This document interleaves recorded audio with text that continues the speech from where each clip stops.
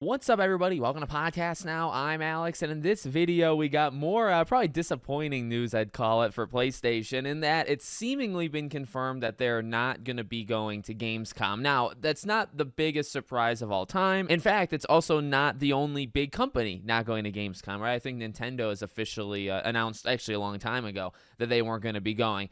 PlayStation, tends to piece out on some of these events. Nintendo obviously pieces out on all of them. I think for PlayStation and the central idea of this video is, it continues to just not be a good look because of the surrounding factors, right? We just had a really good, I would say, stretch of weeks. And, honestly, even looking back at the Summer Game Fest and even State of Play, you get some games. And there was a few games that came out of the State of Play that were pretty darn good. Some updates and releases and all that jazz. Summer Game Fest, the Xbox show was incredible. The Nintendo show I thought was incredible. I thought it was a really good, and the Ubisoft, don't want to leave them out, I thought it was a really good stretch. But PlayStation, I think, easily came out of that probably at the very bottom. Now, I want to say almost like by design, but clearly I don't think you go into a show thinking that it's going to be the weakest of the shows. But I do think you go into the show, their State of Play, thinking that it's going to be what it is. Like, we only have certain things lined up for it. You got to be honest with yourself. And I think they probably knew, not literally what Xbox was going to show, but they probably knew there were going to be some pretty big shows that would eclipse theirs. So, again, what's this video about? If you're not going to Gamescom, one thing to say there that I kind of already said, but it's not a big surprise. I wasn't really expecting PlayStation to show up at Gamescom and just like wipe the floor. Also, you have to think about when Gamescom is, which is the very end of August. I think it's August. It's either August 20th or 21st. That's the live stream with Jeff Keighley.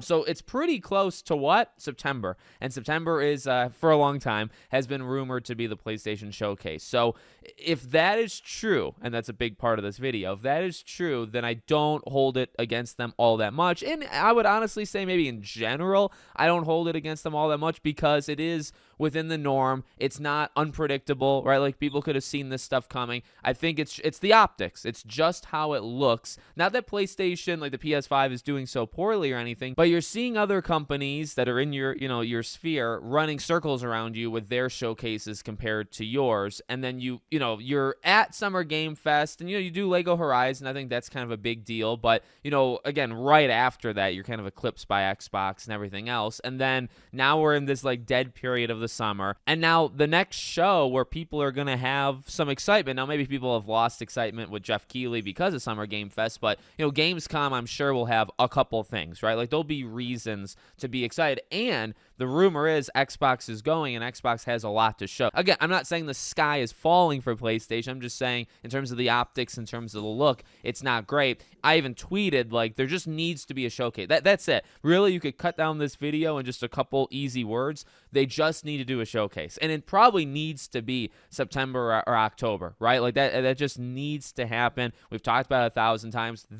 I believe, they have games, and they have games to show, and we haven't really gotten any. Astro, I think, is going to set the world on fire, and I'm very excited to see it happen.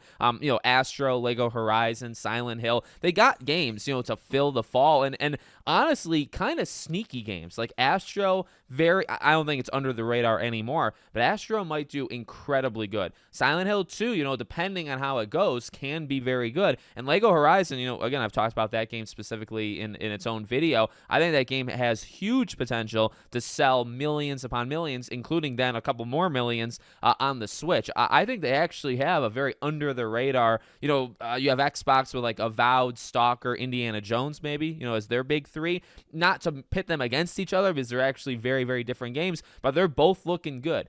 But you need to know about the future, and we've heard a lot about the future with so many games over the last 3 weeks, and one company we really didn't hear about the future, I think that's fair to say, right? Because you have the Astro and Lego Horizon, you saw Silent Hill 2, it gave the release date, Concord, right? But you don't, 2025, 2026, you can go to others, not just Xbox. You can go to Square Enix, and maybe not WB because they're kind of a mystery as well. But you can go to some other companies like Capcom or whatever, and some of the games. With PlayStation, I guess you do know, but they haven't shown them yet, right? So, again, boiling it all down, hopefully you just get a showcase in September, because I think as it gets closer, people might not care now that they're not going to Gamescom, but I can almost guarantee you that as it gets closer to August and as we get to the end of August, when people want to see Venom and Spider-Man DLC and Cory Barlog's game and Ghost of Tsushima 2, when that is the talk again, and then they don't show up at Gamescom, it's going to be like we just saw it just again. And it's just not a good look. But